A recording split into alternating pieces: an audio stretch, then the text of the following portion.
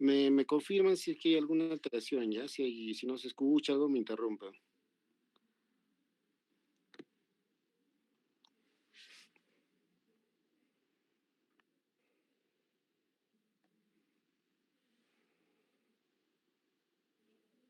Voy a compartir mi pantalla, aunque estoy compartiendo. Estoy compartiendo, ¿no?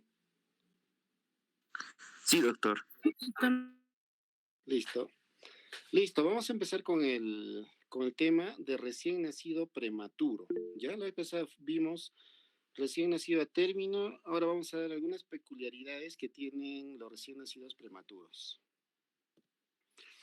Bueno, la pregunta sería, ¿no? ¿La prematurez es definida por la edad gestacional, por el peso o por ambos? ¿No? Antes lo relacionaban con el peso, ¿ya? Dice que por historia, ¿no? La edad gestacional menos de 2,5 kilos decían que era prematuro, ¿no? Pero eso no tenía sentido porque había otros que eran a término y pesaban menos, ¿no? Que ahora son llamados pequeños para gestacional, PEG. O los que habían tenido retardo de crecimiento intrauterino. Entonces la prematurez ahora se define más que todo por la edad gestacional. ¿Ya? Y abajo coloqué, por ejemplo, dice, en el 2021 en Estados Unidos el 10% fueron pretérmino, ¿no? El 2018, o sea, no, perdón, en el 2021 en Estados Unidos el 10% de los nacimientos fueron pretérmino. Y en el 2018, 26,53% de los nacimientos fueron prematuros, ¿no? Un aumento significativo del 26% en el 2017. O sea, con esto, los recién nacidos prematuros, incluso los pretérmino tardíos, que tienen el tamaño recién nacido de término completo, presentan mayor modo de mortalidad en comparación con los de término debido a su nacimiento prematuro. No, últimamente están aumentando en los casos de prematuros, lo que no se veía antes, ¿no? Y la sobrevida también ha incrementado, ¿no? Por los cuidados de neonatología, ¿no? Que últimamente están en avance. También nos dice en esta parte de que... un ratito. Hola. Estoy en clases. No, estoy en clases. Después hablamos. Ya, y cuando hay algunos, incluso hay algunos prematuros, digamos de 36 semanas, ¿no? Ya cerca a términos que son grandes, ¿no? Con un buen peso. A pesar que tienen buen peso, tienen, a veces tienen algún problema, ¿no? Sobre todo respiratorio. Entonces, al final son prematuros, ¿no? El peso no tiene nada que ver en esto, ¿ya? La clasificación, ¿cómo hacemos una clasificación para decir este es prematuro?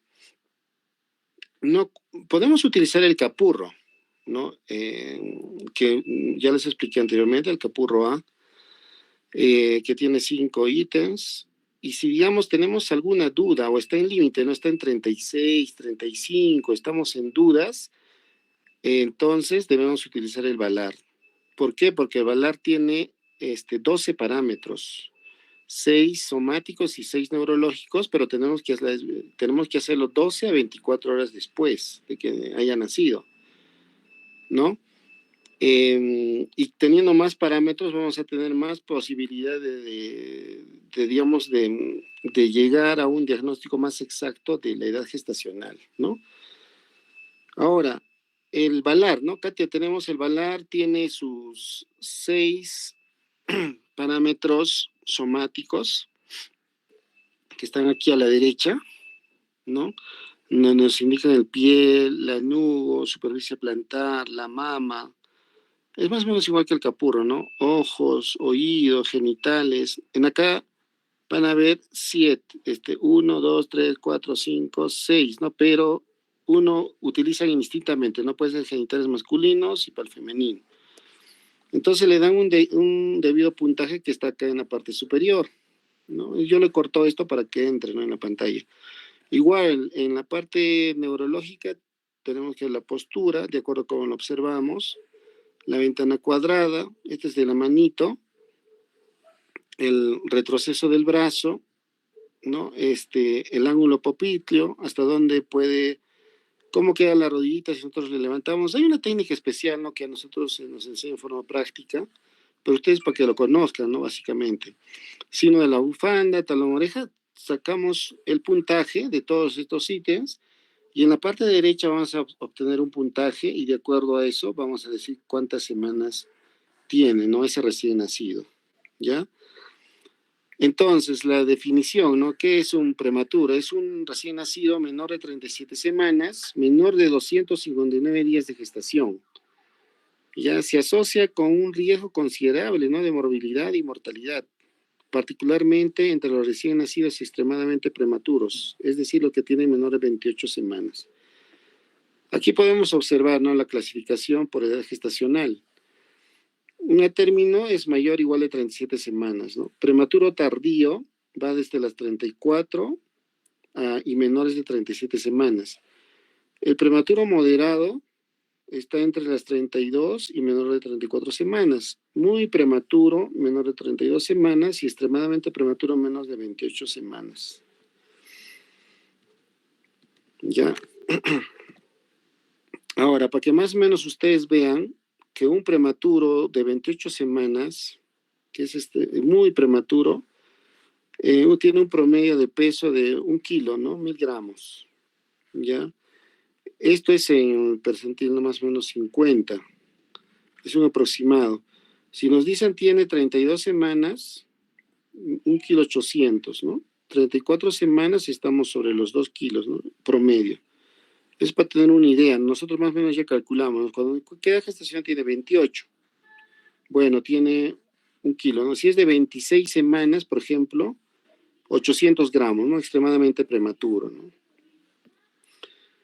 Ahora, ¿cuál es la etiología de la prematuridad, no? Puede ser que sea porque lo hacemos selectivo, o sea, utilizamos, digamos, en este caso la cesárea, tenemos que adelantarlo y por lo tanto se hace un prematuro electivo, o puede ser porque fue un parto pretérmino espontáneo, o sea, porque se desencadenó el trabajo de parto, ¿no? En caso de electivo, por ejemplo, el American College of Obstetrician and Gynecology recomienda, ¿no? El parto pretérmino tardío, o sea, más nos recomienda, ¿no? Que hacer una cesárea en este caso, en términos tardíos, o sea, que tienen entre 34 a 36, 6 séptimos, ¿en qué condiciones? En embarazos múltiples, ¿no? Con complicaciones, ¿no? Ahí recomiendan. Cuando hay preeclampsia, ¿no? A veces hay preeclampsia severa, que la mamá corre el riesgo, entonces ya recomiendan hacer a esa edad tardía, ¿no? O cuando hay una placenta previa, placenta ácreta y rotura de membranas previa al trabajo de parto, ¿no? Cuando ella recomienda, ¿no? Se podría hacer una cesárea en este tiempo, ¿no? Serían prematuros tardíos. Ahora, recomienda también el parto tan pronto como a las 32 semanas en casos seleccionados que involucran embarazo múltiple, ¿no? Trillizos, cuatrillizos con complicaciones, por ejemplo. O parto cuasi selectivo antes de las 32 semanas, se evalúa caso por caso para tratar complicaciones graves en la madre y el feto. Ahora, espontáneamente se puede dar, ¿no? ¿Y a qué cosas se puede deber esto, no? Por ejemplo, cuando hay procesos infecciosos, ¿no? Infección intraamniótica, ¿no? Lo que, si tenemos una infección intraamniótica, se va a desencadenar el parto, ¿no? Y va a ser prematuro. Enfermedad infecciosa en el embarazo, desprendimiento de placenta, ¿no? ¿Y por qué? En muchos casos, los factores de riesgo, ¿cuáles son, no? Por ejemplo, antecedentes obstétricos. Podemos tener partos prematuros previos. Si la mamá tuvo antes prematuros, pueden nacer también prematuro, no hay esta posibilidad. O embarazos múltiples previos. O múltiples abortos terapéuticos previos o abortos espontáneos. Factores relacionados con el embarazo actual, ¿no? Por ejemplo, los que se hacen fertilización in vitro, ¿no? La mayoría es un factor de riesgo, ¿no? Para que nazca prematuro. Pocos controles prenatales, mala nutrición de la mamá, tabaquismo, la edad materna también, ¿no? Menor de 16, mayor de 35. Las infecciones no tratadas, como vaginosis, infecciones intraamnióticas, ¿no? Antes denominada corionitis, ¿no? Ahora ya no se dice corionitis, diabetes, una infección intramniótica, ¿no? Embarazos múltiples, ¿no? Como mellizos, trillizos, si hay alguna insuficiencia cervical, ¿no? Antes denominada incompetencia cervical. En preeclampsia, desprendimiento prematuro de placenta y ciertos defectos congénitos, ¿no? Por ejemplo, fetos con problemas cardíacos, ¿no? Que tienen alta probabilidad de nacer prematuramente. Ahora, el embarazo múltiple es un factor de riesgo, ¿no? Importante. El 59% de gemelos y más del 98% de los múltiples de orden superior, ¿no? Más de dos, nacen en forma prematura, ¿ya? Muchos de estos recién nacidos son muy prematuros, ¿no? El 10.7% de los gemelos y 37% de trillizos y mayor de 80% de los múltiplos de mayor orden nacen antes de las 32 semanas, ¿no? Esas son cuestiones estadísticas. Y también tiene que ver los factores socioeconómicos, ¿no? Por ejemplo, el bajo estado socioeconómico, las madres con menos educación formal, y no está claro, ¿no? El riesgo que estos factores socioeconómicos producen independientemente de su efecto sobre los otros factores de riesgo. Nuestra nutrición, por ejemplo, puede ser estado de nutrición, acceso a las atenciones de salud, también puede estar relacionado, ¿no? Aquí vemos también, por ejemplo, la activación prematura del eje hipotálamo pituitario suprarrenal fetal en respuesta al estrés materno y o fetal. ¿A qué se refiere el estrés? Por ejemplo, un proceso infeccioso puede ser desencadenar un estrés y por lo tanto un parto prematuro. Una respuesta inflamatoria, una infección exagerada o microbioma del tracto genital alterado. Una hemorragia residual, ¿no? Un desprendimiento de placenta que ya vimos y distensión uterina patológica.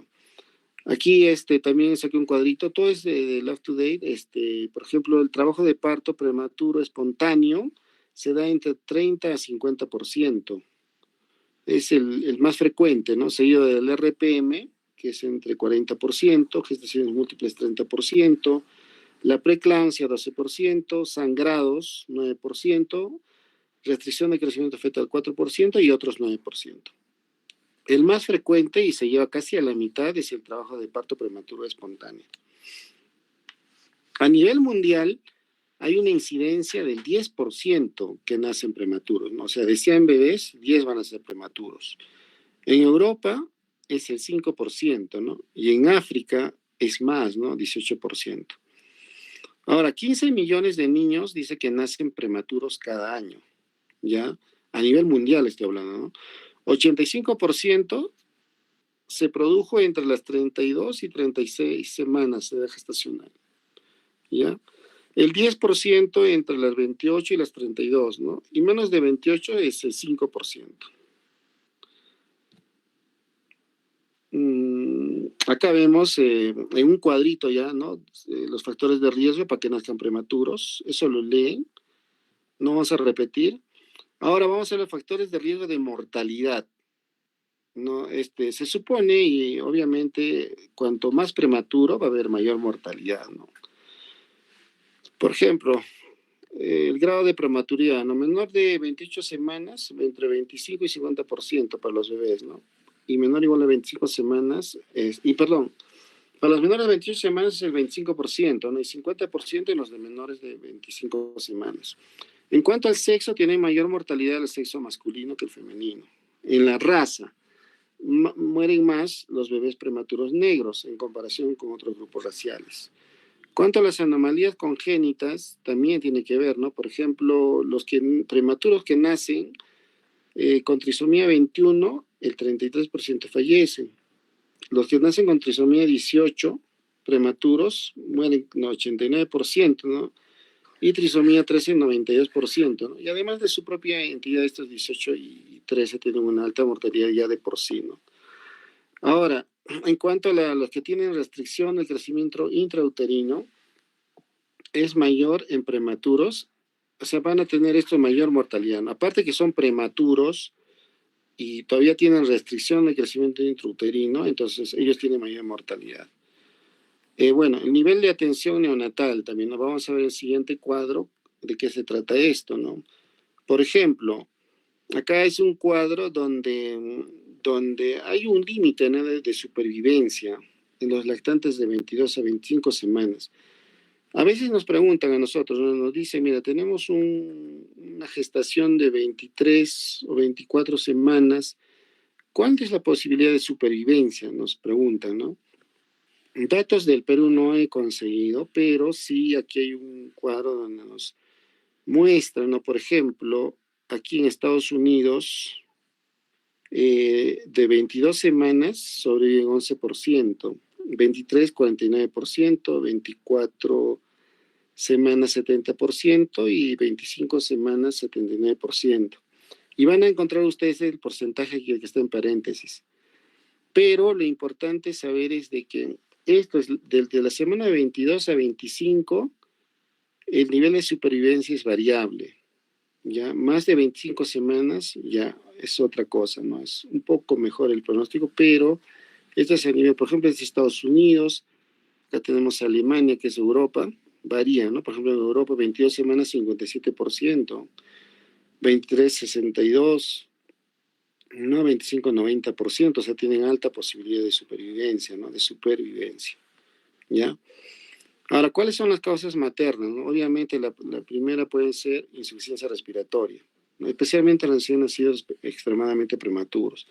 Infecciones, ¿no? ¿Por qué? Porque están mucho tiempo en unidades de cuidados intensivos neonatales, están invadidos por todos lados, se le ponen catéteres, están intubados en ventilación, a cada rato se les punza, se les toma muestras de sangre, ¿no? Y adquieren infecciones, pues, ¿no? Las anomalías congénitas también, hemorragia intraventricular, que vamos a hablar al final, y enterocolitis necrotizante, ¿no? Que son complicaciones mediatas, ¿no? Ahora, en cuanto a los controles que tenemos que hacer, digamos, en forma diaria a los prematuros, no es como en el niño, ¿no? En el recién nacido normal le hacen un control de signos vitales cada 8 horas, cada 12 horas.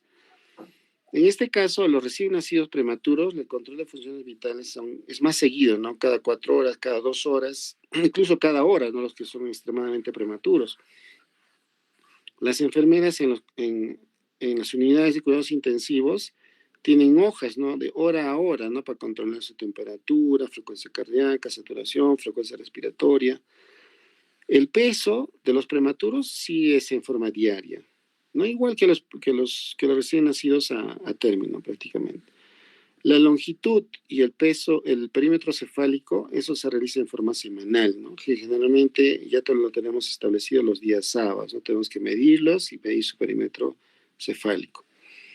Y para eso utilizamos las tablas de Fenton, que hay para sexo masculino y para sexo femenino, donde aquí vemos la edad gestacional, aquí vemos el peso, ¿no? El perímetro cefálico, y también podemos corroborar la talla y vamos viendo cómo va yendo el crecimiento, ¿no? El desarrollo, el crecimiento de esos parámetros en los prematuros. En cuanto a la alimentación, vamos a hablar de los prematuros, ¿no? Por ejemplo, la leche materna exclusiva es de inicio, ¿no? De acuerdo también a la edad gestacional y al peso. No, de inicio vamos a dar obviamente calostro y posteriormente ya va cambiando en leche de transición, ¿no? De los 5 a los 14 días y más de 14 días la leche madura. Se les da la lechecita con vasito, con jeringa o por sonda orogástrica, ¿ya? A las 34 semanas de edad gestacional corregida, ¿no? Ya se le da en forma directa. ¿Por qué? Porque ya iba a haber una coordinación de la succión con la deglución. No, antes de las 34 semanas, probablemente vamos a utilizar una sonita orogástrica, le vamos a echar con jeringuita a la boca solamente para que degluta, porque no hay esa coordinación, pues, ¿no? Succión, deglución todavía, ¿no? Claro que succiona, claro que deglute, ¿no? Pero no está coordinado, entonces se puede aspirar. Por lo tanto, es un riesgo, ¿no? Entonces, por ejemplo, los prematuros que nacen, que tienen menos de 34 semanas, vasito con jeringuito por una sonda orogástrica se les alimenta. Ahora, obviamente que ese volumen va a ser muy pequeño, ¿no? Por ejemplo, aquí al costado son tablas esta es una tabla de un protocolo de maternidad, donde nos orientan, por ejemplo, aquí ven, menos de 1 kilo, ¿no? El primer día le vamos a dar 10 mililitros por kilo por día de lechecita, y eso cada 6 horas. Y esto pues es ¿cuánto? La sexta parte o séptima parte de su volumen total, ¿no? Porque normalmente el primer día debemos darle por lo menos 80 mililitros por kilo por día, ¿no? Entonces, el resto, ¿en qué le damos? Tenemos que poner necesariamente una nutrición parenteral total, o sea, alimentarlos por la venita. Ya, mira, el segundo día igual, 10, ¿no? El tercer día, 10. En el cuarto día, 10 por kilo. En el mejor de los casos, ¿no? Porque a veces ni eso toleran y tenemos que suspender y otra vez reiniciar. Al quinto día recién comenzamos a incrementar, ¿no? 20, 20, al octavo día. Noveno día va a estar con 40, décimo 60, ya vamos un poco más rápido, ¿no? Y a los 15 días recién vamos a estar en volumen, que es un promedio estándar, ¿no? Para todos, 160 por kilo por día. Igual, los que nacen con 1000 a 1500 gramos, el incremento es un poquito más rápido, pero igual también, ¿no? Gradual, a los 13 días recién llegamos. Entonces, el resto de volumen vamos a darlo por vía endovenosa, ¿no? Ahí ya tenemos igual, hicimos en requerimientos nutricionales, igual se le da, pero la nutrición parental total, para que tengan una idea, te damos macronutrientes, no sé, los carbohidratos, en este caso en forma de dextrosa o glucosa. Los lípidos le damos preparados de small lipid al 20%, que tienen triglicéridos de cadena media, que tienen aceite de pescado, omega y todas esas cosas, ¿no? Y proteínas también le damos en forma de aminoácidos, ¿no? El aminoven, ¿no? Al 10%. Los micronutrientes, sabemos que, hemos visto, ¿no? Que se clasifican en macrominerales y microminerales, ¿no? Los macrominerales le damos sodio, ¿no? Que tenemos el cloruro de sodio al 20%, el potasio igual, el calcio, el fosforocarbonato de calcio, fósforo, magnesio, hacemos este preparado. En micronutrientes colocamos zinc, cobre, magnesio, selenio, cromo, molibdeno, yodo. Esto ya viene en unas ampollitas, ¿no? Con el nombre de Pediatrace, por ejemplo. También le ponemos ahí vitaminas, todas las vitaminas desde la hasta, ¿no? A, B, C y todas las liposolubles, el Riviel pediátrico, viene con ese nombre, ¿no? El Riviel pediátrico. Ahora, en cuanto al aporte de energético, en un recién nacido prematuro, empezamos con 85 a 95 kilocalorías por kilo por día en la primera semana, y luego nos vamos en la segunda semana ya en 120 kilocalorías por kilo por día, ¿no? Para que empiece a ganar peso. O sea, con estas 85 a 95 kilocalorías solamente vamos a mantenerlo, ¿no? Con leve ganancia de peso, pero con 120 ya empezamos a que nos gane unos 20 a 30 gramos por día. Eso es en cuanto a la nutrición. Ahora, aquí un esquemita más para que tengan una idea, ¿no? Esto no es necesario de repente que lo aprendan porque es muy avanzado. El día 1, ¿no? ¿Cómo hacemos la NPT? ¿No? Igualito también. El primer día le ponemos dextrosa, aminoácidos 2 a 3 gramos por kilo, lípidos, electrolitos, calcio, magnesio, fósforo. Aquí está el Pediatrace, ¿no? Las vitaminas, el Endovit y todo eso. Y el volumen de agua, ¿no? Que le ponemos a eso. Además de esto, también le vamos dando lechecita, ¿no? Porque la vía enteral es lo más importante para evitar tipo de infecciones, para que las vellosidades intestinales también no se aplanen, ¿no? Porque después es bien difícil ya que toleren, ¿no? Aquí, por ejemplo, vemos, ¿no? Algunas fotos de, este es un bebito prematuro que le estamos dando lechecita por sonda gástrica, ¿no? Y con Alcenic llamamos, ¿no? Se le pone una jeringa, un volumen determinado y va cayendo poco a poco, ¿no? Este es con vasito, niño más grande tal vez. Este es una relactación que le llaman, o sea, le ponen una jeringuita con una sonda orogástrica y el dedo, ¿no? Para que succione y también entra la lechecita por ahí, ¿no? Succiona, le vamos entrenando, ¿no? Al bebé. Igual le pueden poner otros ya un poco más grandecitos, una relactación, para que el bebito pueda succionar, succionar y como no tiene mucha energía o gasta energía, y para que fácilmente también fluya, ¿no? A través de una sondita a su boca directamente. Eso se llama relactación.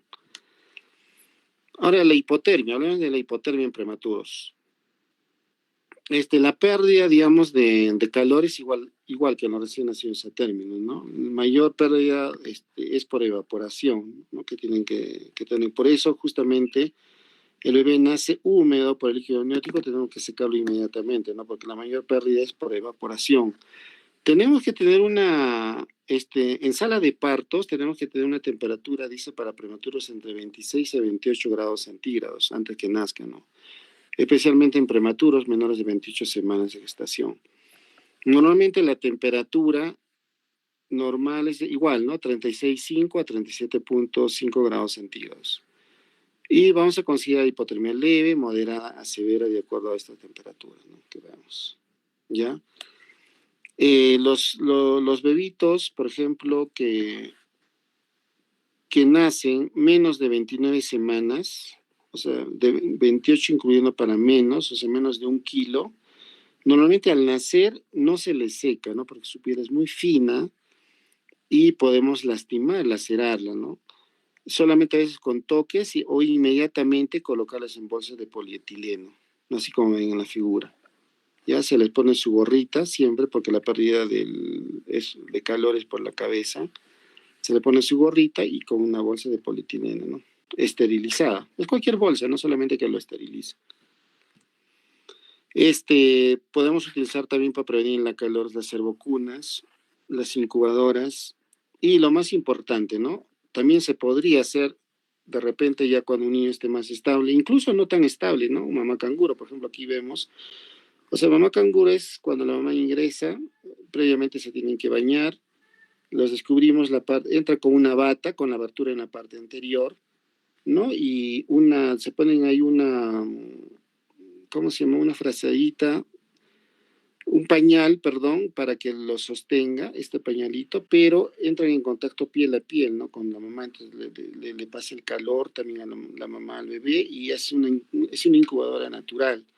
Aquí vemos, por ejemplo, un niño prematuro que está con su CPAP, ¿no? Este bebito está con CPAP y está haciendo mamá canguro.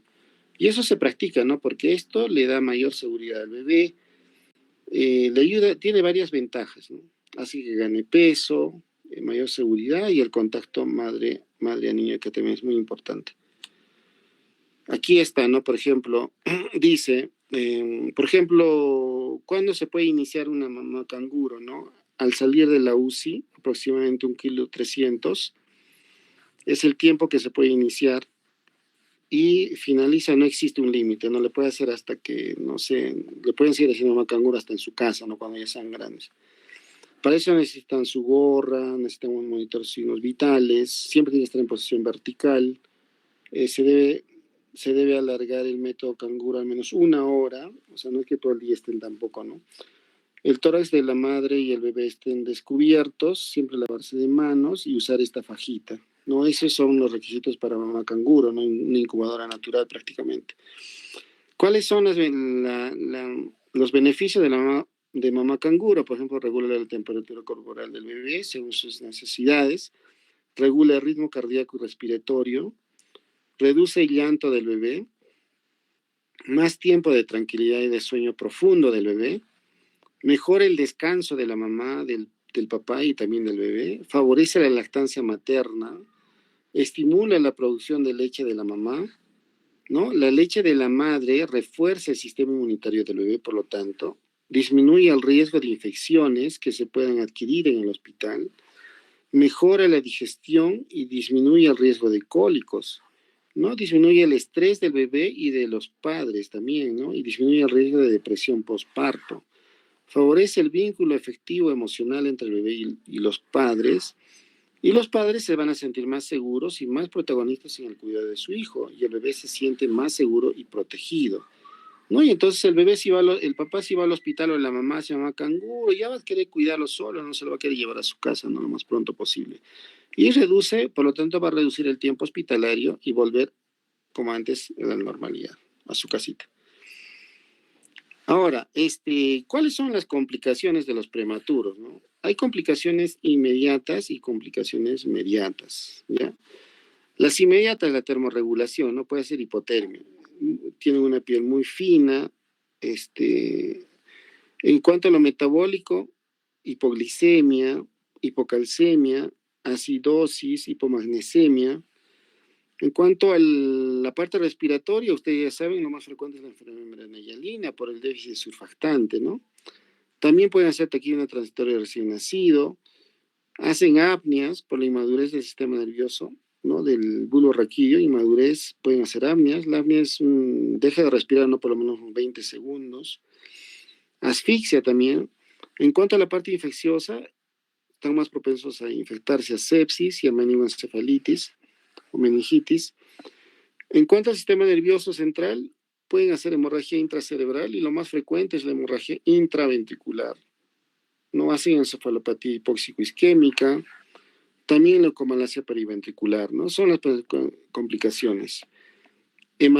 Cardiovasculares, por ejemplo, hacen hipotensión, hipovolemia y también persistencia del conducto arterioso, ¿no? Que es frecuente. Cuanto a las complicaciones hematológicas, anemia del prematuro, hemorragias, ¿no? En cuanto a la parte nutricional, tiene un tracto gastrointestinal inmaduro, ¿no? Por ejemplo, dentro de ellos lo más frecuente es la enterocolitis necrotizante, ¿no? Que se pueden presentar a la tercera semana más o menos. Y otros, incremento de las bilirubinas totales, hacen hiperbilirrubinemia frecuentemente y bueno, y pueden tener algunas malformaciones congénitas. En cuanto a las complicaciones mediatas, no pueden tener difusión del sistema nervioso central como motoras, visual, auditiva, PCI, ¿no? Displasia broncopulmonar, son mediatas. El patrón de crecimiento alterado, van a ser pequeños, por eso que hay que hacer sus controles frecuentemente y hacer que a la edad de 2 años, como ya les expliqué, que igualen, ¿no? A un niño a término. Tenemos ese tiempo. También pueden tener problemas de retinopatía del prematuro, osteopenia del prematuro también. ¿Por qué? Porque no tienen adecuadas reservas de calcio, ¿no? Y eso le lleva a la osteopenia. Por eso que a todo prematuro tenemos que darle calcio hasta que tenga más o menos una corregida de 40 semanas. Y anemia, ¿no? Por ejemplo, todo prematuro tenemos que darle su hierro a partir de los 15 días, ¿no? De edad y hasta el año. Todo el año tiene que tomar su hierro. Hasta los 6 meses se hace un control y luego vemos si lo prolongamos más. En cuanto a las complicaciones más importantes, vamos a hablar un poco, primero la retinopatía de la prematuridad, ¿ya?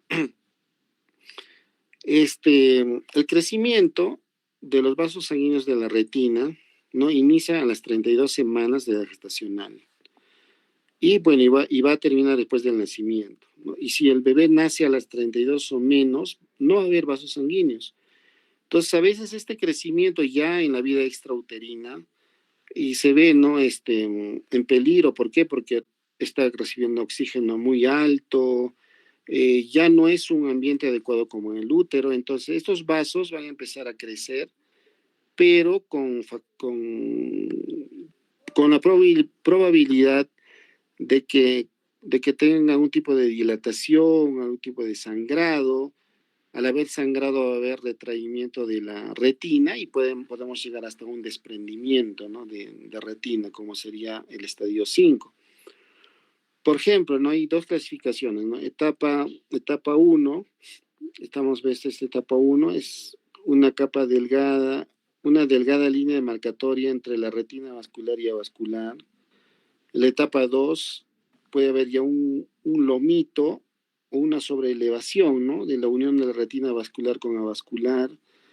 En la etapa 3, el lomo con proliferación fibrovascular extrarretinal ya va avanzando, es un poco más avanzado. En la etapa 4, perdón, es la 3, la etapa 4, va a haber un desprendimiento prematuro acá, parcial de la retina, puede haber, ¿no? Por retraimiento.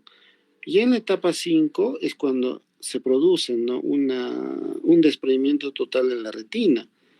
Y esto no podemos llegar a esto, ¿no? Porque si no el bebito se queda ciego, ¿no? Y también se clasifica por zonas. Entonces, los controles en un bebé que nace, por ejemplo, a las 24 semanas, por decir, tenemos que hacer un control a las 31 semanas de fondo de ojo, ¿ya? Un bebé que nace entre las 24, 25, 26, 27 semanas es a las 31 semanas, que nace a cualquier edad. Después que nazca a las 28 semanas, ¿no? El control es en 4 semanas más o menos, ¿no? 29, 33, 34, 32 semanas, 35, si nace a las 33 a las 5 y así, ¿no? Los controles prenatales se hace no inmediato, ¿ya? Se hace después todavía de 4 semanas en algunos casos, ¿no? Y el tratamiento de esto, de la retinopatía, si digamos el oftalmólogo quien le hace el examen de ojos, ve que hay algún tipo de ya de desprendimiento, ya le ingresa a sala y el tratamiento puede ser con inyección, o sea, con agentes, eh, con ¿cómo se llama? Anticuerpos monoclonales, por ejemplo el bevacizumab, ¿no? Le ponen en el humor vitrio, ahí le colocan en forma de inyectable, ¿no? O de repente ya es necesaria una fotocoagulación láser, ¿no? Eso que lo hacen ya los oftalmólogos. Entonces ese es el tratamiento, para que tengan una idea. En cuanto a la hemorragia intraventricular, es otra de las complicaciones posibles, ¿no? De estos bebitos. Por ejemplo, nos dicen, ¿no? Que la ecografía transfontanelar, que debe ser a un bebé o cerebral, es obligatorio en menores de 1,5 kg. Todos los que nacen menos de 1,5 kg tienen que tener un control de ecografía transfontanelar. Este primer día, puede ser primero, segundo, tercer día. Entre los 3 primeros días hay un alto porcentaje de sangrado. Ya después disminuye, pero hay la posibilidad, ¿no? Por eso se hace a los 3 días. Otros lo hacen el primer día, ¿no? Pero normalmente lo hacen al tercer día, al séptimo día y después de acuerdo al riesgo que está, ¿no? De repente están en ventilación, están requiriendo oxígeno, entonces. Y entre los 1,5 kg y 2 kilos hay que ver los factores de riesgo, ¿no? Si están en ventilación mecánica, están usando oxígeno y de acuerdo a la gravedad, ¿no? Se realiza. Ahora, hay una clasificación para ver el grado de hemorragia intraventricular, ¿no? Hay dos tipos, de papile y de Volpe. Lo que más utilizamos es la de Volpe, ¿ya? El grado 1 es una hemorragia de la matriz germinal con hemorragia intraventricular mínima, ¿no? Menor de 10% del área o ausente. Este es el grado 1, ¿no? Hay una capita que recubre los ventrículos, ¿no? Que es la que se llama epéndimo, ¿no? Debajo de eso puede sangrar, por eso se llama sufependimaria también se llama, ¿no? Si hay un sangradito a ese nivel, es grado 1. Del grado 2 una hemorragia intraventricular moderada, o sea, cuando ya ingresa a los ventrículos y está entre el 10 al 50%, ¿no? Ocupando ese espacio. De tercer grado es cuando ingresa la sangre y más del 50% ya, ¿no? De los ventrículos cubre. Y tenemos una distensión específica que lo que era antes, lo que es el grado 4 de papile, es localización y extensión periventricular, o sea, afuera, ¿no? De los ventrículos. Eso ya no sería intraventricular, no sería periventricular, sería, ¿no? O intracerebral. Ese es el grado 4 de papile y el grado en clasificación de Volpe ya no entra, no solamente una distensión específica se llama. Eso es lo importante en cuanto a la hemorragia intraventricular, ¿no? ¿Quiénes están más propensos a eso? Los prematuros. ¿Quiénes? Los que tienen menos de 1,5 kg, ¿ya? Por la fragilidad capilar que tienen a ese nivel también, ¿no? El otro es, la otra complicación tardía o mediata es la displasia broncopulmonar, ¿no? Para que se produce esto, ¿por qué? ¿No? Porque el bebé tiene un pulmón en desarrollo, inmaduro, ¿no?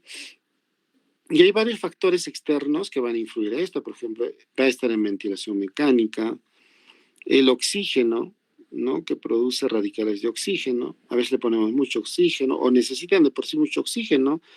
El oxígeno, aparte que hace bien, también daña, ¿no? Los radicales, ¿no? Los radicales libres van a dañar al parénquima pulmonar y a los vasos sanguíneos.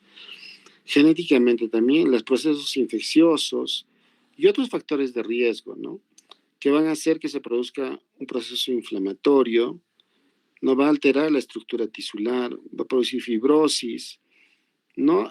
Y alteración y retardo del desarrollo pulmonar, ¿no? Por ejemplo, todo esto va a provocar una displasia broncopulmonar, ¿no? Una alteración, por lo tanto no va a haber ese intercambio, esa hematosis, ¿no? Intercambio de oxígeno por medio de los alveolos a los vasos sanguíneos. Y por lo tanto van a requerir oxígeno más del tiempo debido, más de los 28 días de vida post-nacimiento. No, por ejemplo, acá vemos, ¿no? El tratamiento con oxígeno al menos 28 días después de que nazca se considera ya una displasia, por ejemplo. En menores de 32 semanas se valora esto a las 36 semanas de edad postconcepcional o al alta. Y en mayores iguales de 32 semanas se valora a los 56 días de vida o al alta. Ahora, ¿cómo clasificamos la displasia? O sea, no podemos hablar de displasia, digamos, a un niño que tenga menos de 28 días de vida, ¿no? Si ya pasó los 28 días de nacido y está requiriendo un FIO menos de 21, es leve, ¿no? Si tiene algún tipo de distrés. Si están recibiendo un FIO entre 21 a 30%, digamos, por cadenita binasal, es una displasia moderada. Y si está recibiendo un FIO más de 30%, quiere decir que está con una displasia broncopulmonar severa. ¿No? Y de acuerdo a esto también se le da un tratamiento, ¿no? A los bebés. Y por último, la enterocolitis necrotizante, que es otra complicación. No, esto, por ejemplo, se da ¿por qué? ¿No? Se da por la prematuro porque tiene una inmadurez intestinal. Uno. Hay alteración en la microbiota también, ¿no? También por la alimentación enteral, cuando, digamos, nosotros no le damos en forma paulatina, como les mostré a un inicio, o sea, digamos, se emociona, ¿no? Y le dan un montón de leche, pueden tener un problema, ¿no? De enterocolitis necrotizante, ¿no? Y la isquemia también, ¿no? La falta de irrigación sanguínea, por algún problema, de repente una hipoxia que hizo, o un paro, ¿no? Y puede causar la enterocolitis necrotizante. Por lo tanto, se ha producido una isquemia, daño en la mucosa del tejido epitelial y una necrosis, ¿no? Y a veces hasta llega a perforarse. Ahora, ¿cómo nosotros hacemos el diagnóstico o clasificamos la enterocolitis necrotizante? Utilizando una escala de Bell, ¿no? Hay grados, ¿no? Hay grado 1, grado 2 y grado 3. El grado 1 es una sospecha nada más, ¿no? Es una sospecha. El grado 2 es la confirmada, que sí hay una enterocolitis necrotizante. Y el grado 3 es cuando ya se complica, cuando ya hay perforación prácticamente. Ya, por ejemplo, en el grado 1, que es una sospecha, solamente clínicamente el prematuro de repente le estás dando lechecita y se empieza a distender, ¿no? La enfermera dice, doctor, se ha distendido, ¿no? Su varita bien hinchada. O empieza a vomitar, entonces, o tiene retención gástrica o hay sangre digamos, le hacen por ahí un examen de heces y sale sangre oculta en heces, ¿no? Entonces ahí paramos de darle lechecita y le empezamos a hacer algunos estudios, una radiografía, ¿no? Y cuando hay sospecha le dejamos en ayunas por lo menos 24 a 48 horas. Y vamos viendo cómo va a disminuir ese nivel de distensión, vamos viendo que no hay vómitos y las radiografías, que es lo más importante, ¿no? Ahí podemos ver en grado 1, por ejemplo, dilatación de las asitas intestinales, un hilio leve, o sea que no hay, asa fija, por ejemplo, ¿no? O sea que no hay, o sea, como que una especie de, niveles hidroaéreos, algo así, ¿no? Un hilo se ve con unos niveles nada más. El grado 2, ya vamos a ver una neumatosis intestinal. No, la neumatosis, no he puesto ahí me olvidé, unas radiografías. Neumatosis son la presencia de aire, ¿no? En la pared intestinal y se ve como una figura de doble anillo, como unos anillos. Ese es el grado 2, ¿no? Y el grado 3 ya cuando vamos a ver ya perforación, ¿no? Vamos a ver neumoperitoneo, o sea, aire sobre el hígado o aire en la cavidad abdominal, ¿no? Bueno, eso es algo sobre los prematuros que ustedes para el pregrado deberían de conocer, ¿no? Que es lo más importante. Si tienen alguna pregunta acerca de la exposición, pueden hacerlo, por favor. Doctor. Sí, dime. Doctor, entonces, bueno, como mencionó que la hemorragia intraventricular era entre los 3 primeros días y el PSA también era frecuente. De hecho, la cardiopatía frecuente del prematuro, entonces, digamos, si viene un recién nacido prematuro, entonces, se podría hacer, digamos, como un tamizaje en ecocardiografía y la ecografía transfrontalar, doctor, o no se podría. No, sí, de hecho, o sea, todos los bebitos que nacen con menos de 1,5 kilos, no, se le hace a todos una ecografía cerebral o transfontanelar en los primeros 3 días, porque es el tiempo de mayor sangrado. Claro que pueden sangrar también la primera semana, pero es menos. Entonces, nosotros le hacemos entre el primero, segundo y tercer día en una ecografía cerebral y vemos, ¿no? Si hay algún tipo de sangrado. Si es grado 1 o grado 2, tiene alta probabilidad de resolverse solo, de reabsorberse. Pero si es grado 3 y 4, sí son un poco más severos y menos posibilidad de reabsorberse. Por lo tanto, estos pueden ir a la larga, digamos, a producir hidrocefalia, ¿no? Que es una complicación posterior, porque estos coágulos de sangre pueden obstruir los conductos y producir una hidrocefalia no, comunicante, ¿no? Y acerca del PSA, el PSA, también, o sea, hacerle, clínicamente hacemos primero, ¿no? Valoramos. Hay signos clínicos, o sea, de hecho, de inicio se puede hacer una ecocardiografía, ¿no? Para ver el PSA. Pero, y es más, o sea, el 80% de prematuros de menos de 28 semanas lo hacen, ¿no? Tienen el PSA todavía, una persistencia de conducto arterioso abierto. Entonces, en estos bebitos, nosotros generalmente se hace una ecocardiografía, menores de 1 kilo, sí, la mayoría, de 1 kilo a 1 kilo y medio, vemos más que todo la clínica, ¿no? A la vista hay signos clínicos de pulsos saltones, hay un tórax hiperdinámico, o sea, es como que tú le miras al bebito y ves los latidos de su corazón a través de su pared torácica, ¿no? Vemos esos signos y le mandamos a su ecocardio, ¿no? Y mayores de 1 kilo y medio, valoramos también clínicamente si es necesario. Sí, Joaquín, eso, ¿alguna otra pregunta más? ¿O Bueno, no? Adelante. eso también del PSA, doctor, o sea, el punto, digamos, el tratamiento médico es con indometacina, ¿no? Y después el quirúrgico con ligadura del PSA. Entonces, primero, ¿cuánto tiempo podemos esperar para darle el tratamiento médico antes de ya indicarle el quirúrgico, doctor? Ya, de inicio es el tratamiento médico, ¿no? Ahorita estamos utilizando ibuprofeno, ya no la indometacina, ya. Ibuprofeno, endovenoso. Y también hay algunas escuelas que utilizan el paracetamol. Por ejemplo, Cayetano utiliza no paracetamol. Ibuprofeno es el Alminar, el Revalide. Y y primero utilizamos una tanda de 3 días de tratamiento, como puede ser con ibuprofeno o paracetamol. Se hace control en 48 horas, vía ecocardiográfica, para ver cuánto ha cerrado o sigue abierto. Si no ha cerrado adecuadamente todavía y sigue dando clínica, se le puede dar otra tanda de 3 días más.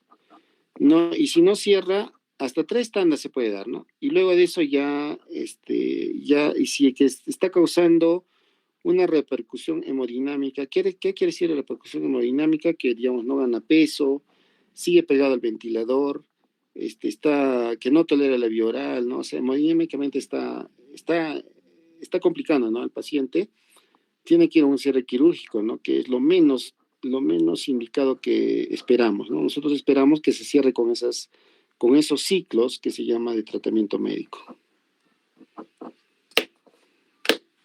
Muchas gracias. Ya, ya. ¿Alguna otra pregunta o duda más sobre los prematuros? Buenas noches, doctor. Yo Hola, también René. una pregunta. Sí, dime. Ya, con respecto al uso de la incubadora, doctor, ¿esta se usa en todos los bebés prematuros o desde qué edad gestacional es obligatorio su uso? O aparte, ¿qué criterios debe cumplir un bebé para colocársele en una incubadora? Ya, sí, hay un determinado peso, ¿no? Todos los bebés menos de 1,6 kg deben estar en una incubadora. ¿No? ¿Por qué? Porque se ha visto que ese es el tiempo que casi no regulan su propia temperatura, o sea, no producen calor. Y además, el producir calor ellos mismos hacen un gasto de energía extra, el cual no les permitiría ganar peso o crecer. Entonces, por lo tanto, hasta 1,6 kg deben estar en incubadora necesariamente. Y luego, cuando ya llegan a 1,6 kg, o sea, más de 1,5 kg, le empezamos a probar digamos, la regulación de temperatura, ¿no? O sea, indicamos que lo baje y las enfermeras se encargan de tomar la temperatura y en cuanto regula ya podemos bajarlo y después de eso ya no empezar a monitorizarlo ya en una cunita, ¿no? Y se van de alta a 1,800 kilo, ¿no? A su casa se pueden ir. Sí, pero en ese tiempo que están en incubadora, como les dije, se puede hacer mamá canguro, que es bien importante, ¿no? 1 hora al día por lo menos, ¿no? Se les pone al pecho de la mamá 1 horita nomás, después luego se le regresa a la incubadora también, ¿no? Para que estén ahí el otro tanto de tiempo. En un ambiente oscuro, sin bulla, sin luz, ¿no? Y así para que su desarrollo neuronal sea, para que las conexiones interneuronales se realicen en forma más efectiva, ¿no? Porque la bulla, el estrés, los despiertan, no duermen, entonces no hacen ese desarrollo neuronal. Sí, Rubí. ¿Alguna otra pregunta más? Con respecto a la hemorragia intraventricular también, doctor, Sí. aparte de la ecografía transfontanelar, si es que no, o sea, si es que no se realiza esta de manera obligatoria cuando tiene menos de 1.500 gramos, digamos tiene 2.200 o 2.100, pero tiene hemorragia intraventricular, ¿qué factores de riesgo nos harían sospechar que tiene esta patología para que nosotros podamos hacerle una eco de descarte?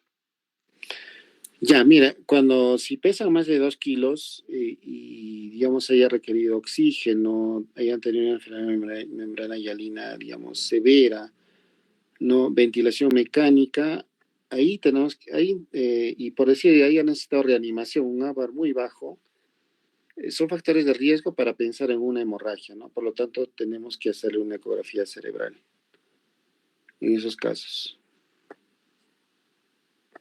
Pero si no ha tenido ninguno de esos factores, no es necesario, ¿no? Así que le hagan, ¿no?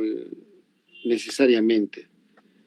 Podrías hacerle, ¿no? En caso de que estuviese al alcance, ¿no? Pero ya con menos probabilidad que haya tenido un sangrado.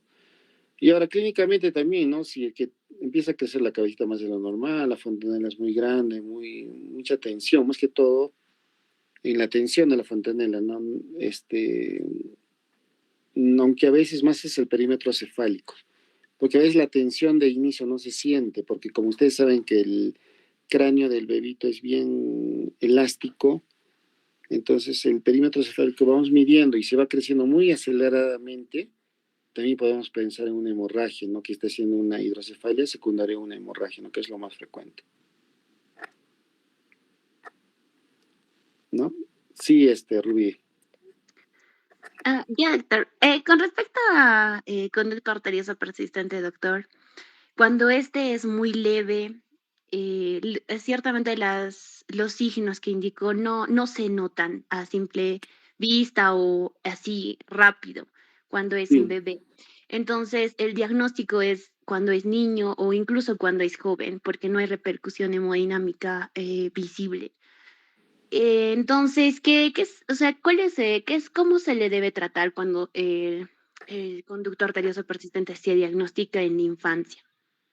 El tratamiento tiene que cerrar, porque esto a la larga puede traer muchas complicaciones, ¿no? Endocarditis y mucha turbulencia, crea, ¿no? De alto flujo.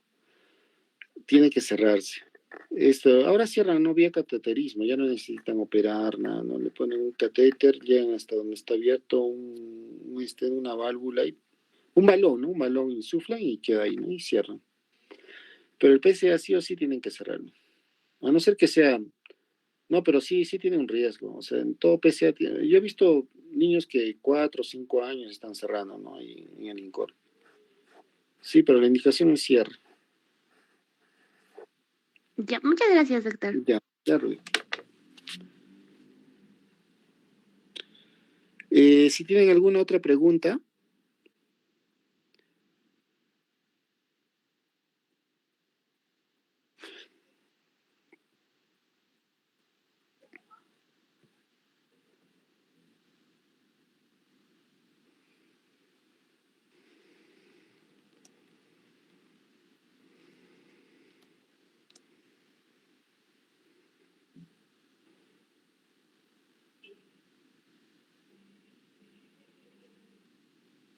Por ejemplo, en la parte, ampliando un poquito, ¿no? En la parte metabólica, la complicación inmediata metabólica, que es la hipoglicemia, que es frecuente, ¿no? En los prematuros, debemos hacer igual, ¿no? La toma de la glucosa la primera y segunda hora, ¿no? Y como ya les había indicado, el límite en los primeros 3 días es 45, ¿no? 45, después es 60, ¿no? En todos los bebés.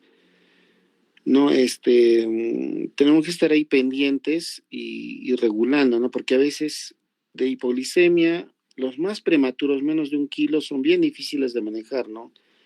Le damos, digamos, un VIG de 5, un poquito bajito, o sea, a menor edad gestacional, menos VIG tenemos que darle, ¿no?